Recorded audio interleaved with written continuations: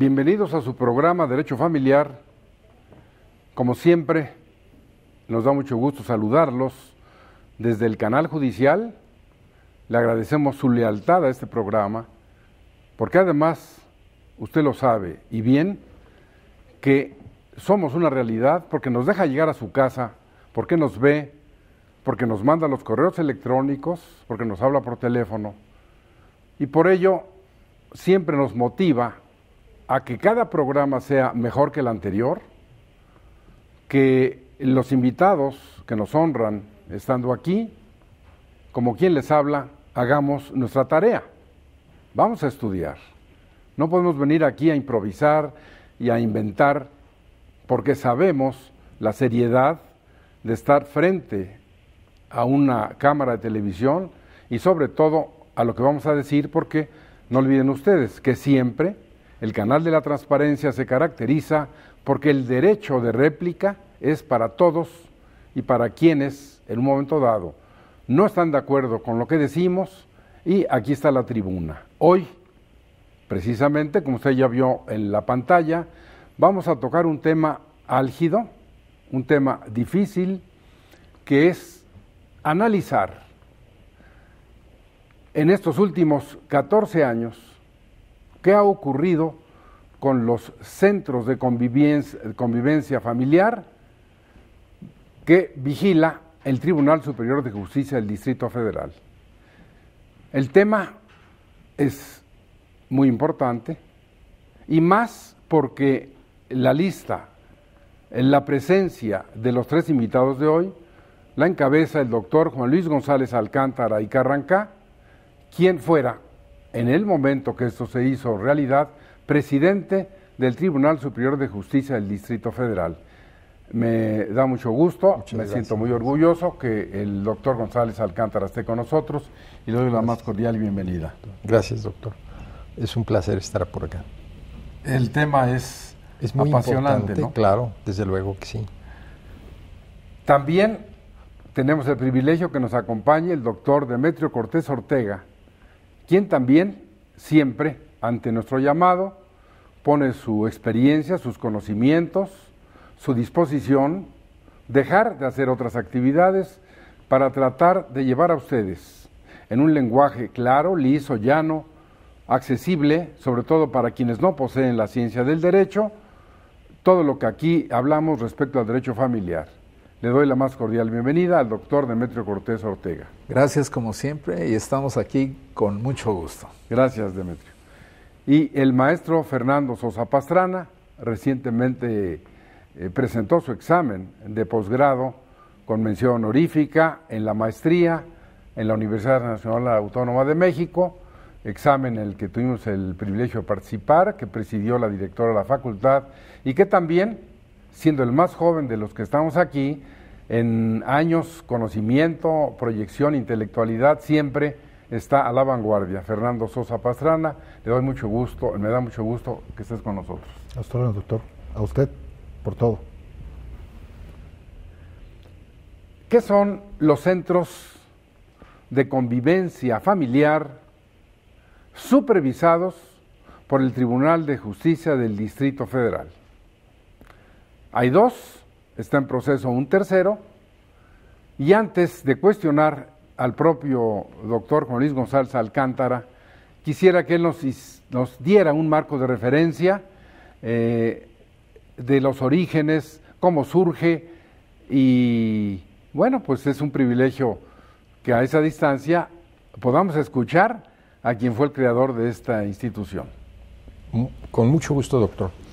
Una de las experiencias más duras que tiene uno como juzgador, y en mi carácter de presidente del Tribunal Superior de Justicia, fueron las constantes quejas que teníamos de que las visitas y convivencias se llevaban a cabo en los juzgados familiares. Usted recordará, en aquella época los juzgados familiares estaban ubicados en un inmueble en la colonia Doctores, en donde los espacios eran 6-8 metros cuadrados, en donde veíamos a los niños pues sentados en el suelo, entre expedientes. Los padres tenían su convivencia en la presencia del juez y del juzgador. En el mejor de los casos, los jueces y ordenaban la convivencia en el hemiciclo a Juárez. Entonces los niños no querían ir, había muchos problemas, las madres o los padres que tenían la custodia de los menores se quejaban de la posibilidad de que les quitaran al niño, de que se los fueran a robar, había pleitos, etcétera, muchos problemas en términos generales. La mayoría de las convivencias que se ordenaban por parte de los jueces no se cumplían porque no había el espacio necesario. Y por un problema de tipo familiar, por una vivencia que yo recuerdo en donde mi madre quería ver a uno de sus nietos, pues ella me dijo, oye, ¿por qué no tienen un lugar? Que lo hagan en mi casa, ¿por qué no utilizas la casa que tenemos en Reforma, en las Lomas de Chapultepec, para que haya este tipo de convivencias para otras familias? Y yo no puedo ver a mi nieta porque su mamá no quiere o porque no me la lleva, etcétera. Entonces me dijo, bueno, ¿por qué no utilizamos una casa en términos generales para que los padres puedan convivir con sus hijos? Brillante idea. Usted recordará el caso de uno de mis hermanos. Mi madre, pues angustiada porque no veía a su nieta, a sus nietos, pues me dijo, pues sería conveniente que se hiciera esto. Platicando con la entonces jefa de gobierno, Rosario Robles, que es la secretaria de Sedesol, le planteé yo el problema y ella nos apoyó en la adquisición de unas tres casas en la colonia Cuauhtémoc para que pudiéramos realizar ese tipo de experiencia que la sociedad nos estaba pidiendo, que los padres de familia, sobre todo divorciados, nos pedían y nos planteaban, que cantidad de personas lo solicitaban, al grado de que anualmente hay casi 100,000 personas que tienen que pasar por esos centros de convivencia entregando a los hijos.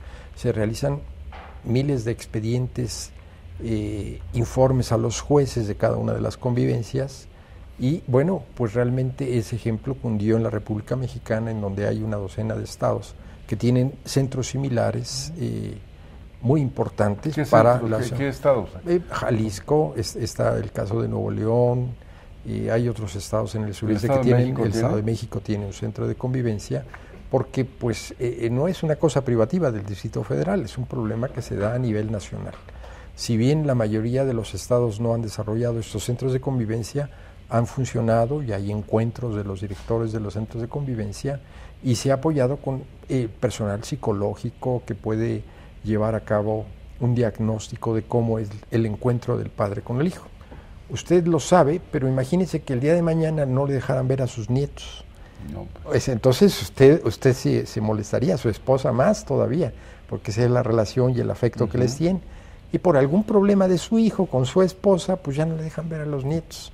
Entonces, bueno, pues es un drama de tipo familiar para las gentes que pues no pueden convivir con los menores, y ya no digamos a los padres y a las madres que privamos de la oportunidad de convivir con sus hijos, pues teníamos que encontrar ese espacio necesario. El proyecto original era que por lo menos funcionara un centro de convivencia en cada una de las delegaciones, porque tampoco podemos pensar que de Iztapalapa se trasladen hasta la colonia Cuauhtémoc y de las distintas áreas de la ciudad. Entonces el proyecto quedó estancado, se pensó en algún momento dado incluso desaparecerlo, pero hubo la gran protesta de los padres que recibían a sus hijos, que entregaban a los hijos y se dieron cuenta de que era una función social que alguien tenía que cumplir.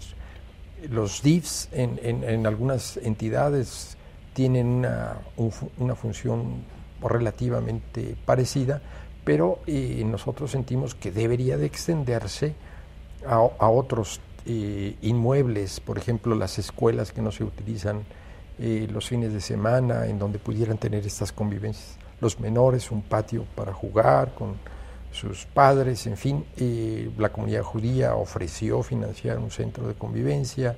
El grupo de ciudadanos de otros países nos han dicho, bueno, nosotros les podemos ayudar obsequiando juguetes y columpios y toda esta parte, ¿no? Es muy importante lo que ha dicho el doctor Juan Luis González Alcántara, porque nos ubica a ustedes y a quienes les habla en esta solución que efectivamente derivó de un gran problema.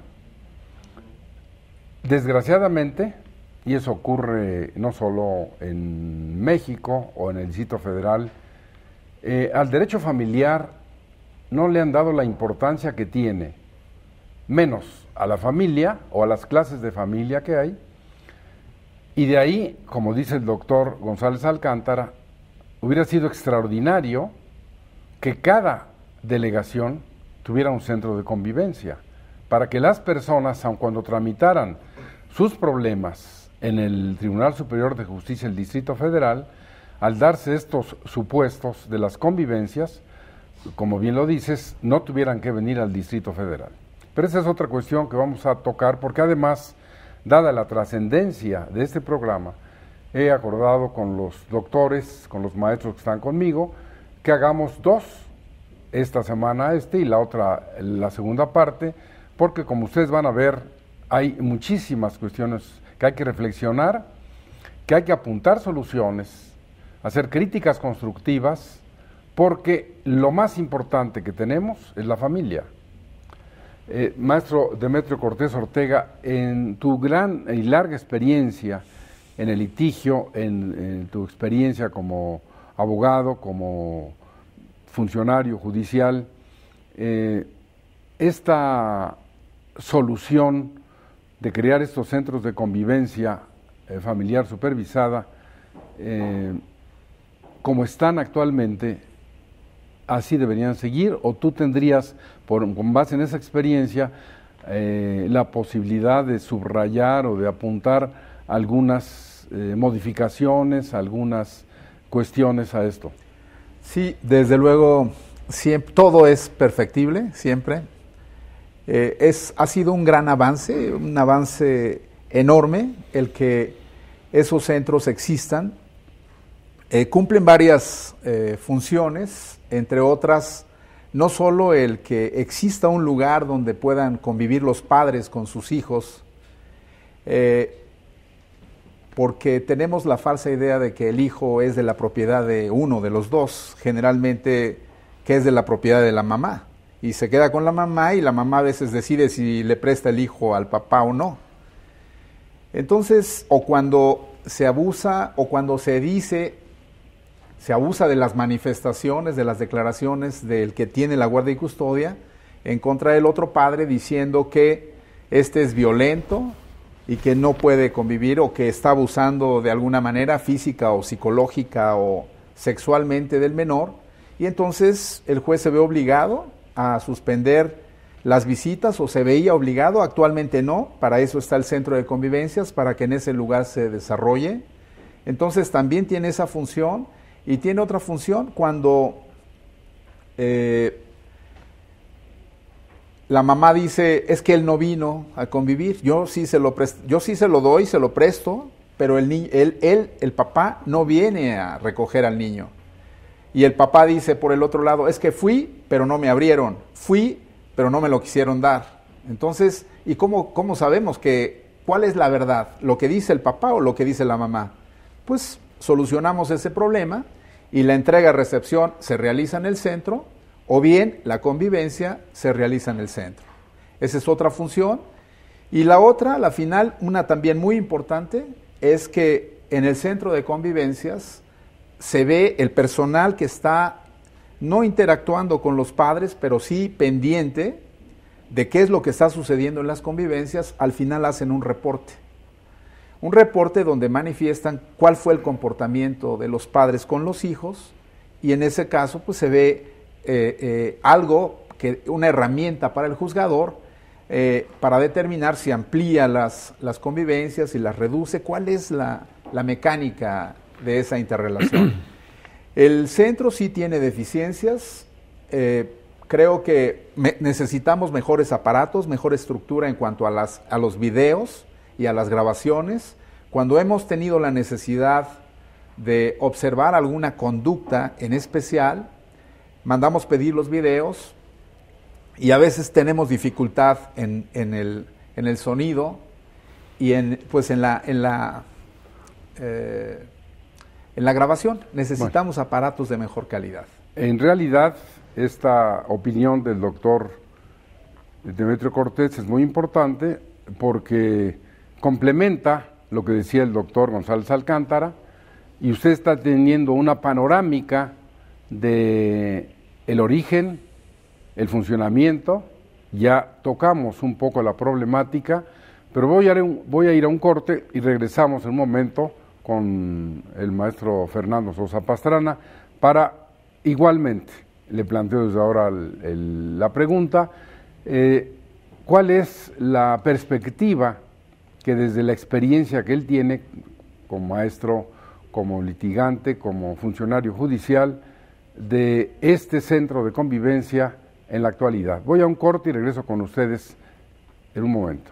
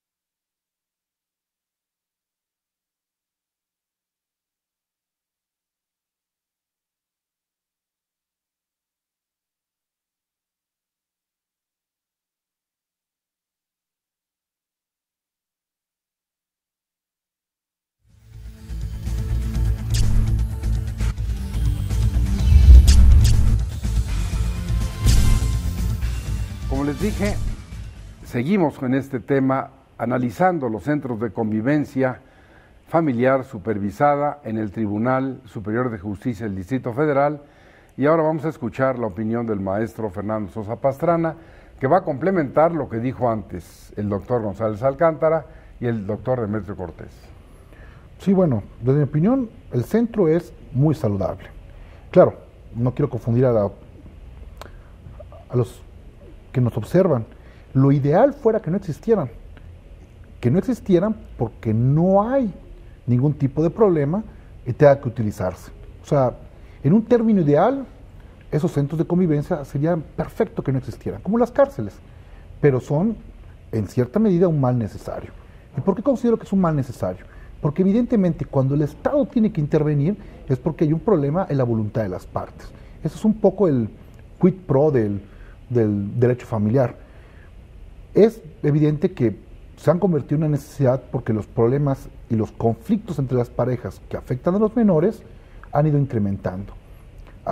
Yo no estoy muy relacionado en cuanto al manejo interno de los centros de convivencia, que tienen hasta su propia lógica. Hace algunos días observaba que ha existido hasta conferencias, hasta reuniones nacionales sobre el funcionamiento de centros de convivencia y están más enfocados desde el aspecto psicológico. Pero desde el aspecto, podríamos coquetear con la sociología del derecho, sí son un fenómeno necesario. Claro, lo ideal sería que no existieran, o lo ideal sería que fueran casi una burbuja que creara condiciones adecuadas para el menor.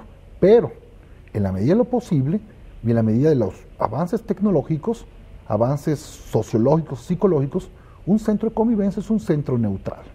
Un centro neutral que es necesario cuando las pasiones de las personas involucran a un menor, es necesario buscar un terreno neutral. Y entonces, yo creo que la experiencia ha sido muy buena.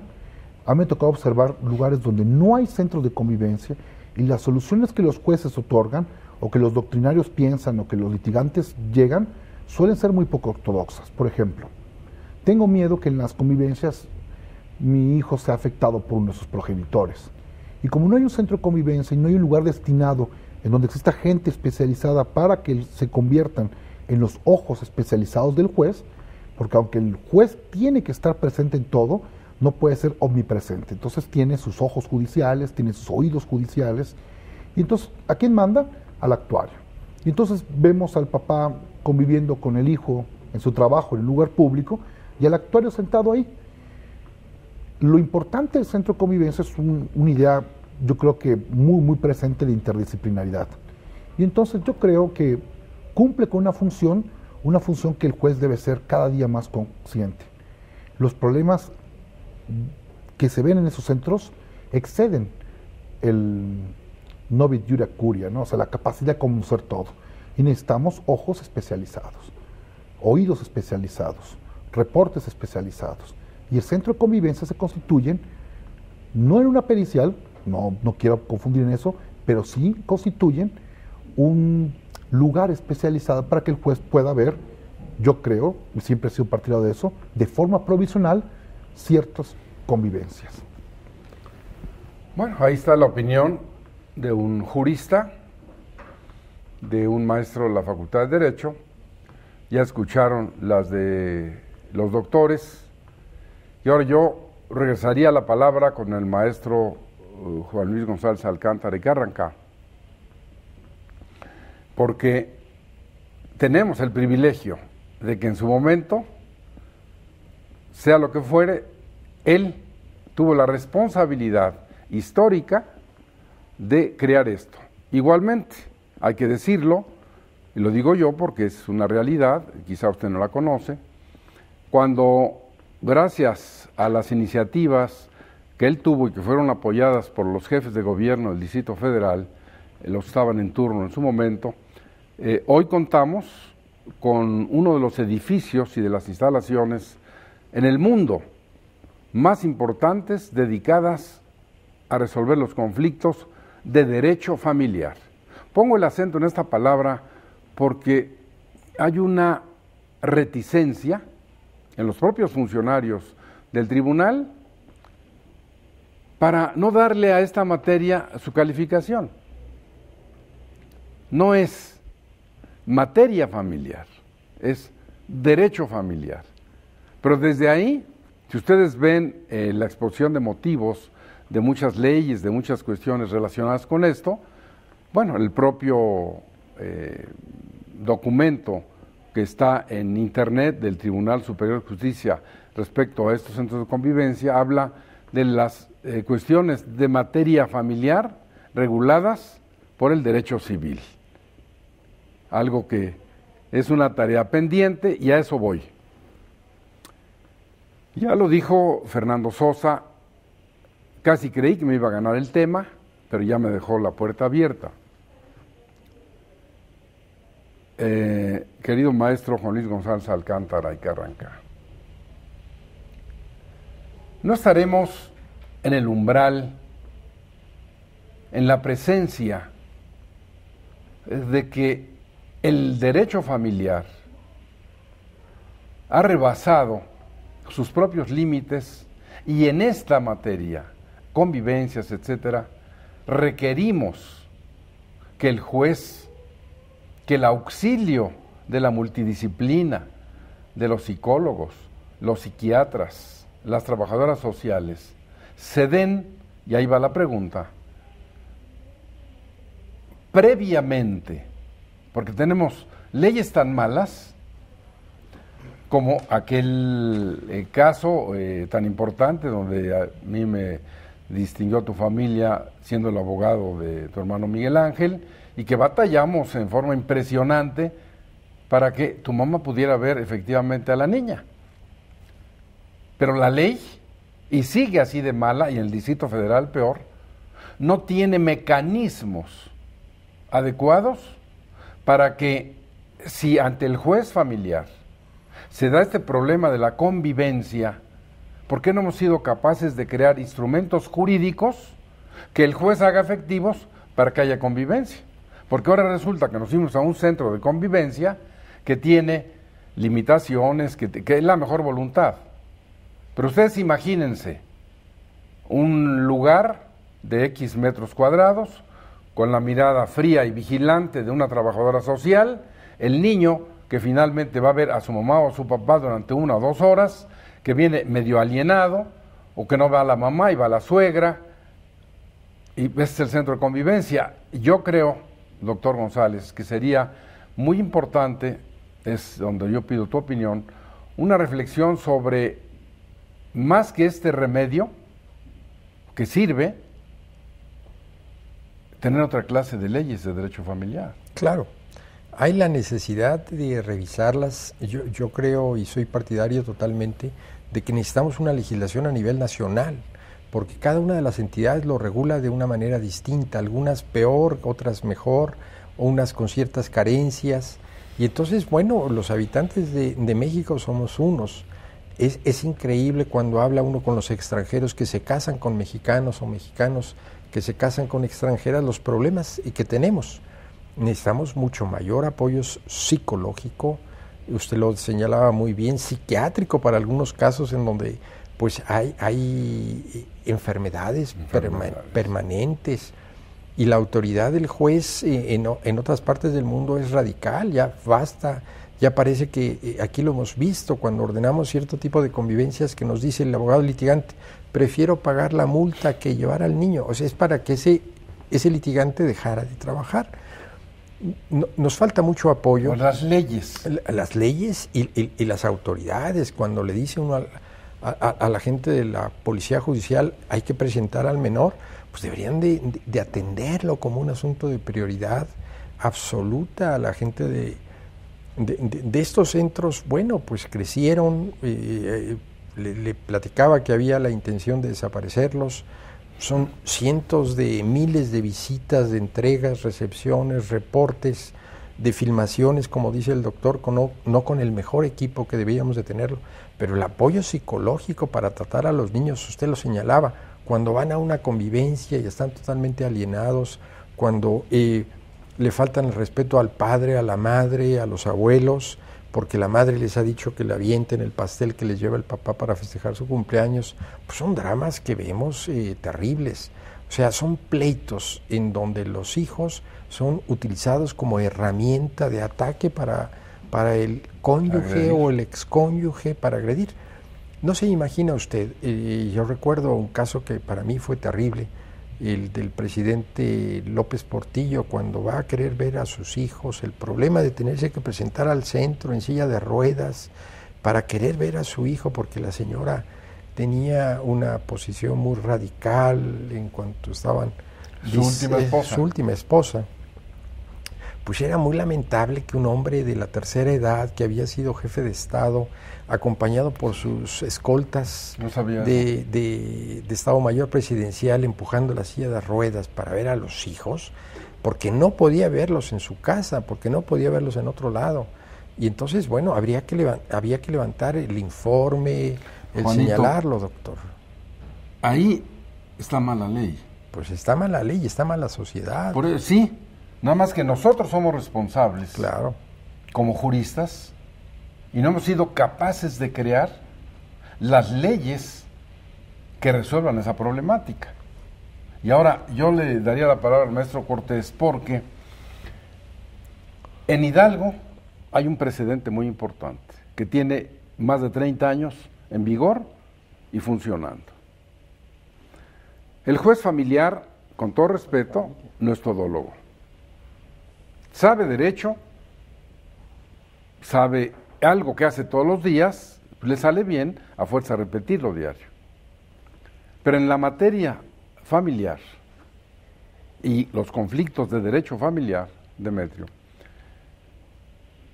¿por qué no hay una prevención para auxiliar al juez en su ignorancia de la psicología, de la psiquiatría, de la medicina, del trabajo social, cuando va a resolver el conflicto? Porque efectivamente tú creaste una institución muy importante que es un paliativo, pero el problema en su raíz no está resuelto.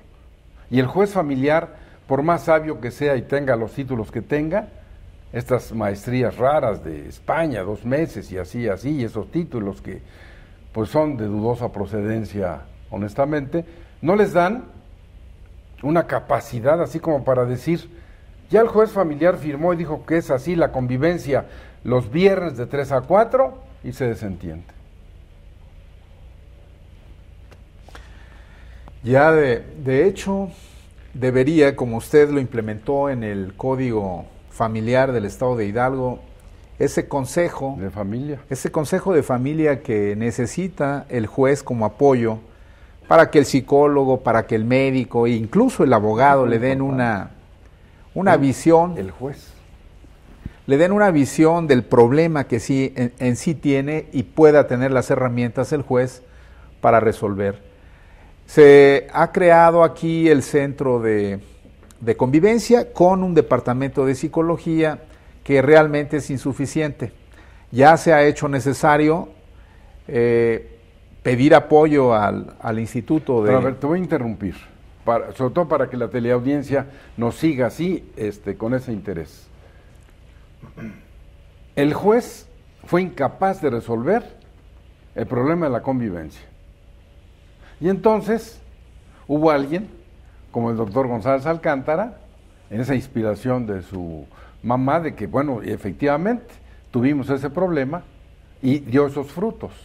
Ahora tú hablas ya de que en ese centro hay una cuestión de psicología, pero el problema en el juzgado, ¿dónde lo resuelve el juez? No hay capacidad. ¿Por qué no se auxilia al juez con un consejo de familia para que en ese conflicto el consejo de familia le ilustre y le dé el conocimiento y le diga, aquí es así, y darle nosotros la ley para que o se da la convivencia o hay una pena de cárcel o hay una sanción X? Y como bien decía el doctor González Alcántara, hay abogados o hay gentes que dicen, da como es la multa, tanto, pues póngame 3 porque no lo va a ver. No, ahí la ley tiene que dar un instrumento que lo resuelva en el conflicto. Porque ahorita, bien tú acertadamente lo señalas, dices, bueno, es que en el centro hay esta cuestión psicológica. Concretamente la pregunta es esta, ¿eso va a resolver el problema de esta familia?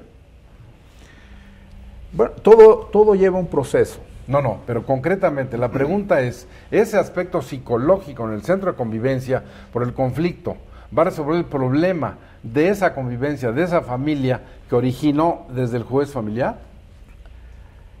Obviamente no nada más el centro de convivencia, necesitamos otros parámetros y dependiendo del caso concreto.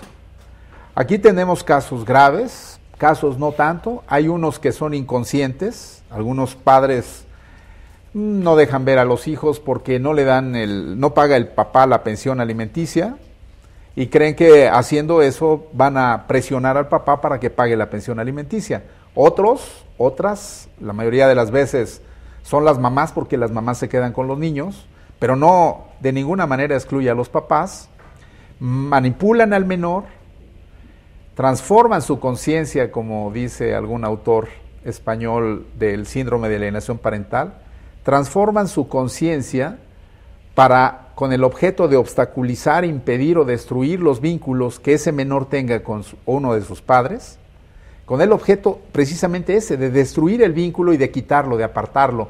¿Por qué? Porque ya tiene una nueva pareja, porque no quiere ya quieren sacar al papá normalmente, o a la mamá de la vida de ese menor, de esa nueva familia que se ha formado con la separación o con la disolución del vínculo matrimonial, quieren apartarlo totalmente, y entonces necesitamos el grupo o la colaboración de otros especialistas, no solamente el psicólogo, a veces el trabajador social también, a veces un psiquiatra, depende del caso en concreto. El problema. Bien. A mí no me deja satisfecho la respuesta del doctor Demetrio Cortés y voy a insistir con la pregunta ahora con el maestro Fernando Sosa, que está clara como la dije, o la repito. Más claro no puede ser. Tú tienes la palabra. Bueno, yo quisiera usar una metáfora. Tú usa lo que quieras. Mire, yo creo que gran parte de lo que pienso es que hemos judicializado el derecho familiar. Y entonces, al judicializar el derecho familiar, obviamos que el Estado debe responder ante el derecho familiar como una rama autónoma desde 3 distintos frentes. Es decir, pensamos que el legislador debe hacer leyes pensando solo para los jueces. Y pongo un ejemplo que recuerdo ahorita. Uno de los casos más importantes de derecho familiar vinculado con derechos fundamentales se da en Estados Unidos y solo se dan cuenta por no judicializar el derecho familiar. Es el caso de la comunidad Amish. La comunidad Amish es una comunidad que tiene reglas familiares muy propias y una de esas está muy vinculada con la educación de los hijos. La educación básicamente es dentro de la comunidad y esa comunidad considera que si van a centros escolares van a verse afectados con un pensamiento ajeno a su idiosincrasia muy propia. Los Amish son una versión muy propia de los menonitas. ¿Cómo llegó a judicializarse este caso? Ah, bueno, porque existe un departamento de cuidado de menores que supervisa eso. Y entonces empezó a supervisar que los menores no estaban acudiendo a escuelas.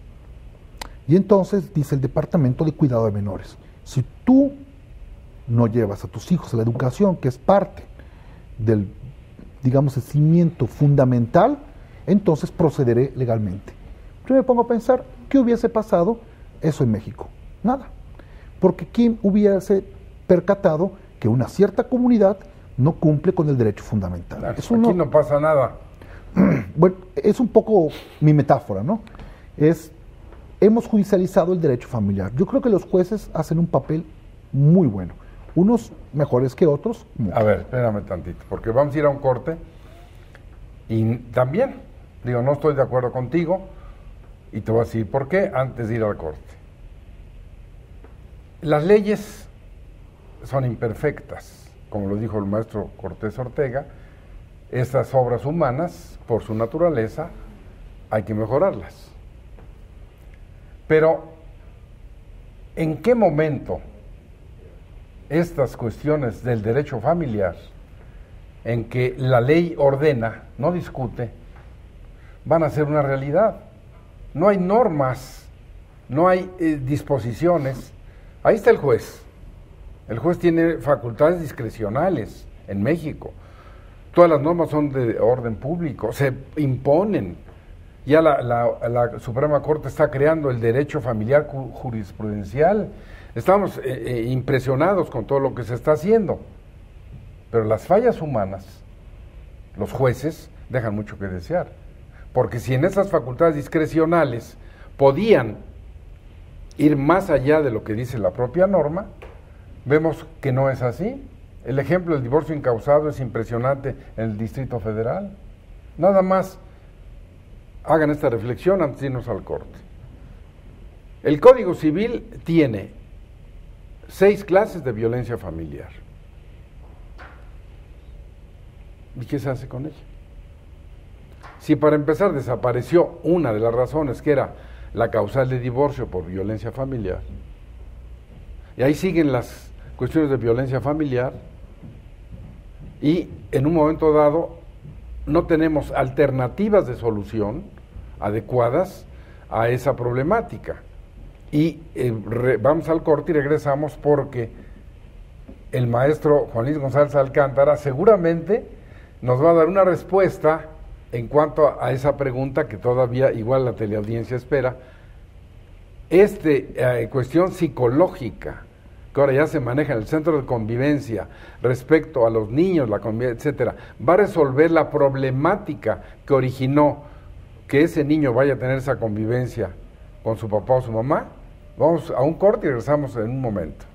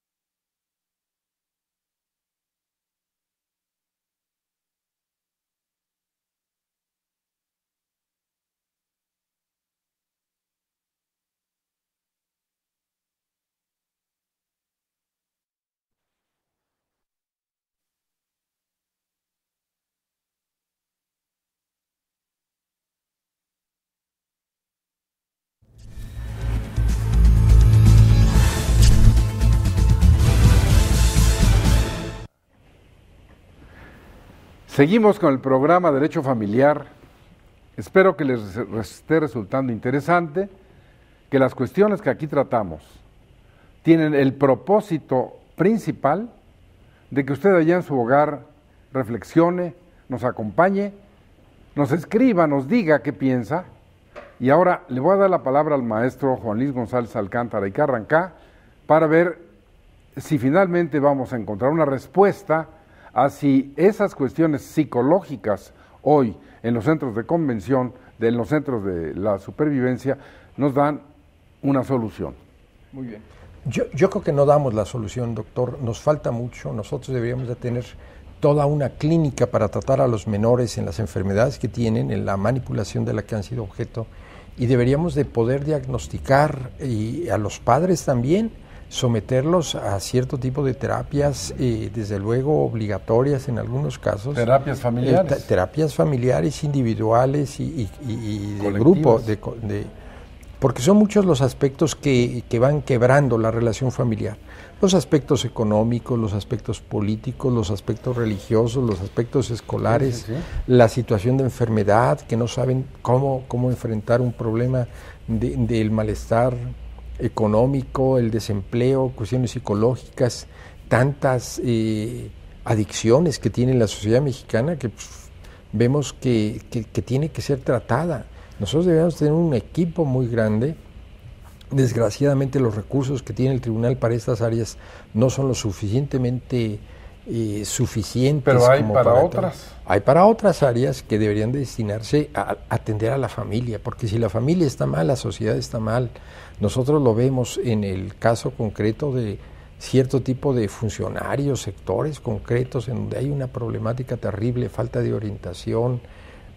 Tenemos que ayudarlos, jóvenes, viejos, medianos, de edad, ancianos también que tienen problemas de tipo familiar, mucha violencia familiar en donde pues no tenemos la educación y la paciencia y pues entendemos también que son problemas de la vida moderna que hay que atacar. Yo plantearía como una segunda etapa de que en estos centros de convivencia familiar hubiera pues el personal adecuado para tratar inclusive psiquiátricamente, médicamente a las personas, ¿no? El aspecto económico no se los podemos resolver, es parte de la crisis en la que estamos inmersos como sociedad, pero valores, la transmisión de valores, de pensamientos, debemos de ayudarlos como grupo, como pareja, como padres, hijos, la relación, tratar de restablecerla. Muy bien.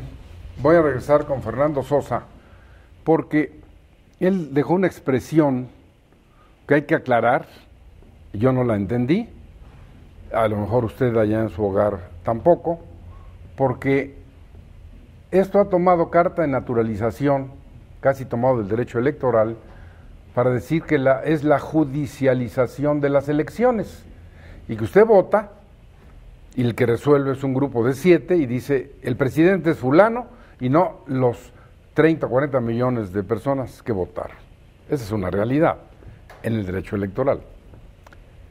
Pero dice el maestro Sosa Pastrana que él no es partidario de que se haya judicializado la familia o el derecho familiar.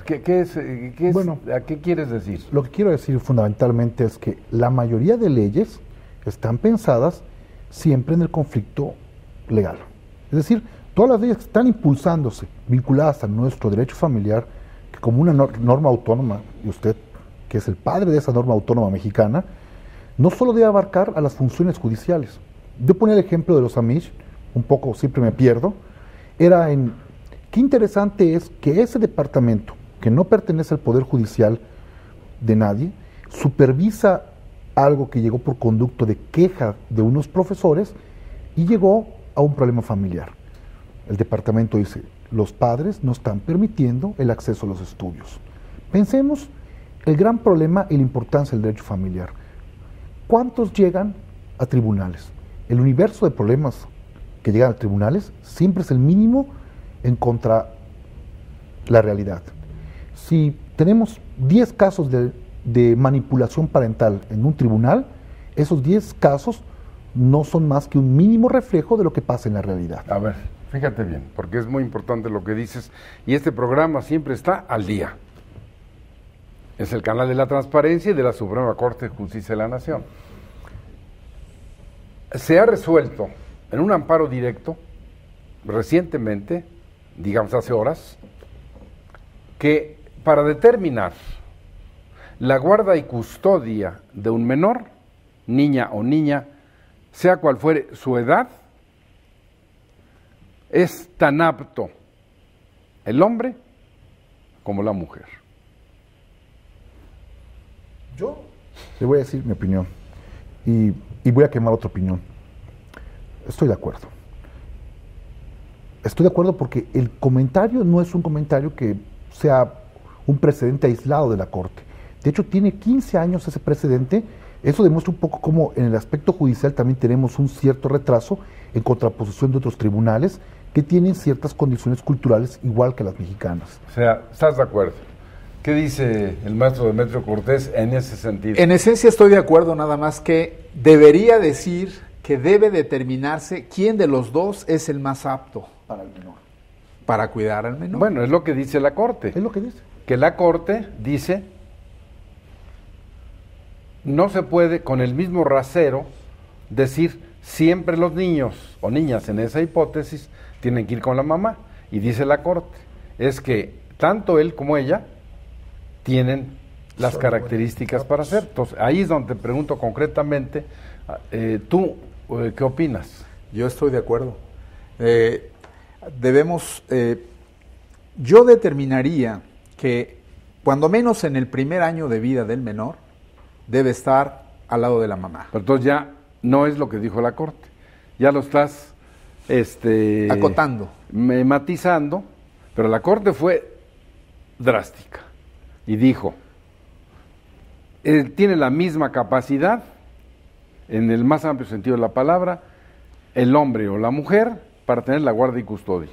¿Qué dice el doctor? En condiciones normales, y vamos al caso concreto, usted lo señala, un recién nacido difícilmente podría ser amamantado por el padre, por más que compre y consiga la leche materna para dársela en biberón. El padre, bueno, si la madre tiene condiciones normales y no tiene un desequilibrio emocional, una depresión posparto, no se encuentra dentro de un círculo determinado de peligro para el menor, pues en los primeros meses de vida, pues es lo normal que esté con la Bueno, madre. aquí, Juanito, es muy interesante escuchar lo que dice el doctor, que es la prueba diabólica.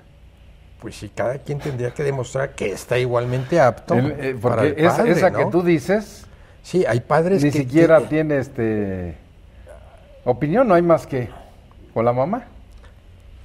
el caso concreto. ¿Por eso? ¿Qué pasa si el padre, si la madre fallece en el parto? Pues se quedó el padre con la criatura o las criaturas y él tendrá que hacer maroma, teatro y todo lo necesario para poder cuidarles y atenderlas. Pero nuestras leyes no le dan permiso para que falte, permiso para que vaya a amamantar al niño porque no nuestra Bueno, a lo mejor aquí, como sería un siempre caso estamos al especial. día, podríamos traer a colación esta nueva iniciativa del gobierno del Distrito Federal de que en lugar de que no le den la espalda, en lugar de darles el pecho, ¿no? Esa campaña que fue muy criticada en términos generales por el tipo de modelos y todo eso, pues sabemos que toda la vida que la lactancia es una cosa importantísima para el desarrollo del menor en cuanto a su crecimiento, ¿no? La campaña es buena, muy buena, pero muy torpes en los manejos sí, mediáticos, y la gente critica que es una cuestión eminentemente sexista, en donde modelos que pues seguramente no tienen nada que ver ni han tenido hijos siquiera, no saben, entonces pues, está mal llevado a cabo. O sea, nuestra sociedad no se integra por ese tipo de representantes, pero la campaña en sí es muy importante. ¿Y qué es lo que pasa? Que tenemos 60, 70 años en donde la Nestlé impuso a las madres la facilidad con la cual darle de tomar la leche de vaca a sus hijos. Entonces, en otros países no tenemos la presencia y el consumo de leche en polvo masivamente de estas transnacionales que se han adueñado el mercado de nuestro país, ¿no? Es muy importante, como les dije a ustedes cuando empezó el programa, por eso comprometí a los maestros a hacer una segunda parte, porque quedan muchas ideas, muchas reflexiones que tenemos que hacer para ustedes. Ahora nada más para cumplir con este requisito, este rito que normalmente tenemos, le pediría yo al maestro Demetrio Cortés un mensaje para usted allá en su hogar, para que la otra semana nos siga viendo, pero hoy de lo que hemos dicho, ¿qué le sugerirías a personas que puedan estar en un conflicto de esta naturaleza brevemente, porque ya nos vamos? Solamente que reflexionaran sobre el daño que se le causa al menor cuando no le permiten que se desarrolle o que desarrolle sus vínculos con el otro padre. Recuerdo ahora que estuvimos dando una clase en el Tribunal de Zacatecas, el doctor Juan Luis y yo, uno de los jueces mencionó, sí, cuando hablamos de alienación parental, dice, sí, los papás se dan de hijazos, y eso parece, se están dando de hijazos, de golpes, se están dando de hijazos entre sí, y eso no se debe hacer porque son la sociedad del futuro, y todos estamos obligados a velar por esos menores. Gracias. Una palabra para la distinguida teleaudiencia que nos aguanta, sí, y soporta todo lo que estamos diciendo. Yo siempre voy a considerar que infancia es destino. Entonces vean la biografía de muchas personas y rastreen su infancia. Piensen que lo que le hagan a sus hijos para vengarse de su pareja solo tendrá un final, el hijo. Entonces hay que cuidar a nuestra infancia. En Gracias. Todos los sentidos. Muy bien. Maestro, ¿qué le dices a la distinguida de la audiencia que nos aguanta? Que tratemos de, a través de nuestro voto, de el contacto que tenemos con las autoridades, pedir más casas de convivencia familiar, que aunque parezca mentira, la sociedad los necesita. Muchos padres no pueden ver a sus hijos porque no tienen un lugar adecuado, porque tenemos saturados los centros del Tribunal Superior de Justicia, y realmente pues es parte del cumplimiento, así como pensamos en la escuela y en las instalaciones, tenemos que pensar en este tipo de centros en donde las familias puedan convivir. Bueno, yo les propondría a los maestros y a usted en su casa, para que la semana próxima nos vea, que vamos a empezar con esto. Estos centros de convivencia, como están, ¿son los adecuados o sería conveniente ampliar sus instalaciones, su número? Por ejemplo, esta idea del maestro González Alcántara es brillante, ojalá se pudiera realizar. En cada delegación hubiera 1 o 2 centros de convivencia, por ejemplo en Iztapalapa, que tiene más de 2 millones de habitantes, y que definitivamente esto sería una solución importante, pero mejorar lo que hay. Tenemos 14 años para atrás de experiencia, entonces ver en una perspectiva hacia el futuro qué clase de centros de convivencia queremos, y como dijo Fernando Sosa, para mejorar estas cuestiones con los niños. Hoy me despido de ustedes, les recuerdo que nos puede ver en Dish 731, en Cablevisión 112, en Sky 639, en las repetidoras locales de televisión. Igualmente puede por internet www.scjn.gov.mx o llamarnos al 56 39 22 35, donde estamos como siempre en la mejor disposición de servirles. Y leer los domingos en la mañana mi columna Derecho Familiar, que ya tiene varios años de publicarse en El Sol de México, que se reproduce en 70 diarios de la cadena, y donde normalmente los domingos hablamos de qué va a ocurrir al lunes siguiente de este programa. Muchas gracias y esperamos vernos en el próximo programa de Derecho Familiar.